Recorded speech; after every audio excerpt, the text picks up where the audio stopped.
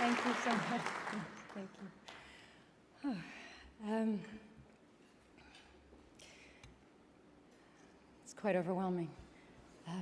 Thank you to the members of the Academy for this honor, my dear friends who are here tonight, Jenna and George, for your kind words, to my hero, Louis Zamperini, to the cast of Blood and Honey, and most of all to my family, my love. Your support and your guidance make everything that I do possible. Mad, I'm not going to cry, I promise. I won't embarrass you. You and your brothers and sisters are my happiness, and there is no greater honor in this world than being your mom. I'm very humbled to be here tonight among so many extraordinary artists. My mother loved art. She loved film. She supported any crazy thing I did, but whenever it had meaning, she made a point of telling me that is what film is for. And she never had a career as an artist. She never had the opportunity to express herself beyond her theater class. But she wanted more than for herself. She wanted for Jamie and I to know what it is to have a life as artists. And she gave us that chance. She drove me to every audition, and she would wait in the car for hours, always make me feel really good all the times I didn't get the job. And when I did, we would jump up and down and scream and yell like little girls. She wasn't really the best critic, since she never had anything unkind to say.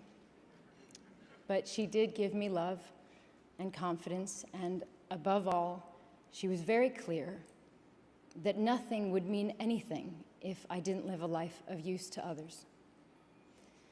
And I didn't know what that meant for a long time. I came into this business young and worried about my own experiences and my own pain. And it was only when I began to travel and look and live beyond my home did I understand my responsibility to others. And when I met survivors of war and famine and rape, I learned what life is like for most people in this world, and how fortunate I was to have food to eat, a roof over my head, a safe place to live, and the joy of having my family safe and healthy. And I realized how sheltered I had been, and I was determined never to be that way again. We are all, everyone in this room, so fortunate. I have never understood why some people are lucky enough to be born with the chance that I had to have this path in life, and why across the world there's a woman just like me with the same abilities and the same desires, the same work ethic and love for her family, who would most likely make better films and better speeches. Only she sits in a refugee camp, and she has no voice. She worries about what her children will eat, how to keep them safe, and if they'll ever be allowed to return home. I don't know why this is my life, and that's hers.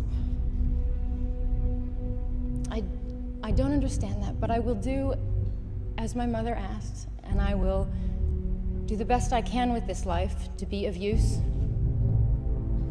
And to stand here today means that I did as she asked, and if she were alive, she'd be very proud. So thank you.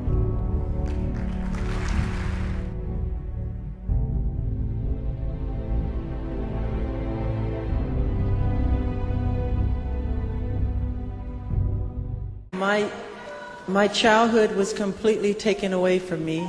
There was no Christmas, there was no birthdays. It was not a normal childhood.